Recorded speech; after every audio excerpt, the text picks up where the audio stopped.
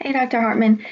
For portion one of the final exam, I'm going to be talking about chapter 15, which is interviewing principles and practices. And I'll be talking about two sections of this chapter that are very important and relating it to a personal experience of a profile story I did on Alec Gainshaw. And I did this profile the semester before I took this course, 301. And I think that after taking this course, I now know better ways to go about the interviewing process.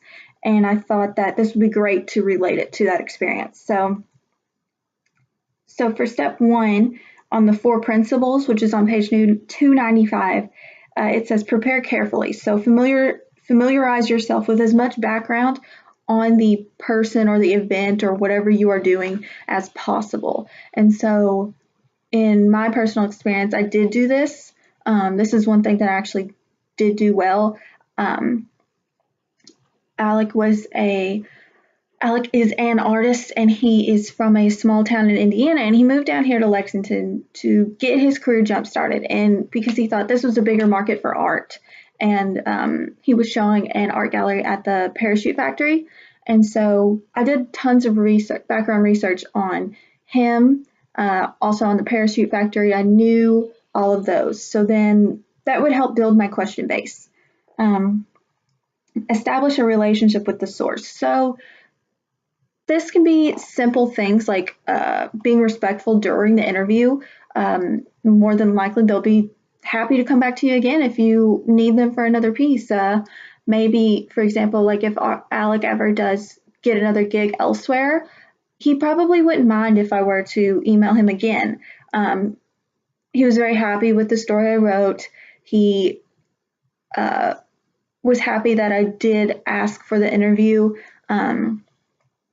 He said he loved that journalists are supporting artists and getting their stories out there because it is hard for him. And after the story was published in the Kernel, I did shoot him an email and I said, here's the link to the story. Thank you for your time. I appreciated it. And so I'm sure he really did appreciate that.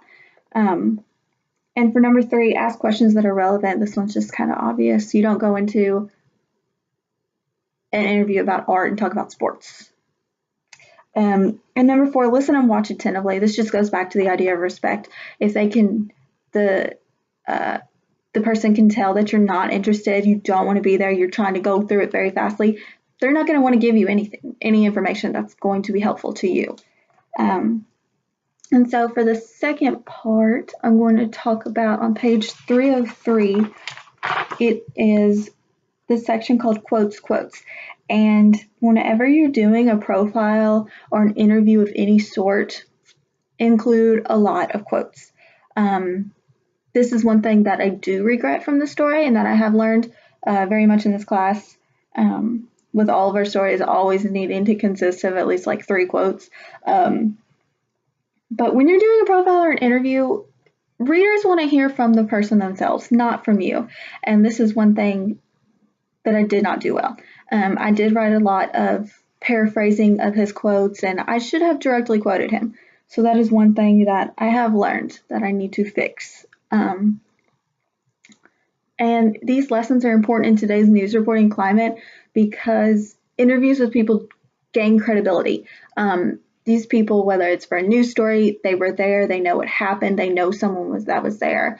For a sports story, they played the game. For a feature story, they hold the event. For example, in Alec's case, he was there every night of his gallery. He was talking with people that came to see his show. And so this will also gain credibility for your news organization as well. And so on to part 2, how does social media impact a reporter in their professional role? So social media is fast, which makes viewers want information even faster. It's just a click of the button and you have news. And so I think that this comes into play really important in a journalist's career because this deals with a project I actually did in another course in 532, which is ethics. And we did a project on is being first better or is being right better, and obviously I sided with the being right. You might lose viewership because you're not getting it out as fast as other news outlets, but you know you're completely correct, and that's a really big key in doing social media. Another part I want to touch on is personal accounts. When you're a journalist, you're expected to be unbiased, I guess, unless you're a columnist. Um, and, you know, if you have a personal account and you expect to be biased, I would probably only follow people that are close to you, make the account private, and in that case, make sure it doesn't come out in your journalism. But, you know, a case that recently happened, Joy Reid, a journalist at MSNBC, she's recently under fire for her homophobic comments. And as you know, MSNBC is very left-leaning, very liberal, very open. So, you know, if you're going to say things like that, probably shouldn't do it on social media. You know, and that also hurts the credibility of the news organization. You know, you say you stand for one thing, but then you have this employee that's saying something different, and so that's also something to keep in mind. And so, lastly, for Section 3, what would I tell a student enrolling in 301? So, as for the reporting assignments, the interview reporting assignment, you're probably gonna hate it. I hated it. Mainly because the person I was originally supposed to interview backed out on Saturday, and this was due on Monday, and I work every Sunday all day. So very last second, I had to come up with someone new just like that, and I was lucky that I did.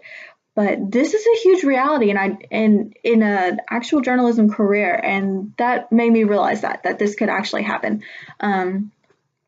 And it could happen to you as well, but don't let it discourage you. I didn't let it discourage me. I worked really hard to find another person, and I did. And I think the story came out pretty well. As for the obituary reporting assignment, it was super weird, but it was kind of cool. Interviewing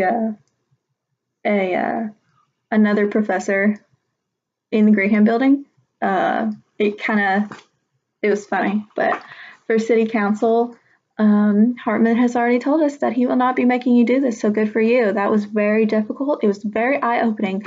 Shout out to the people who cover city council meetings every week, because that takes a lot.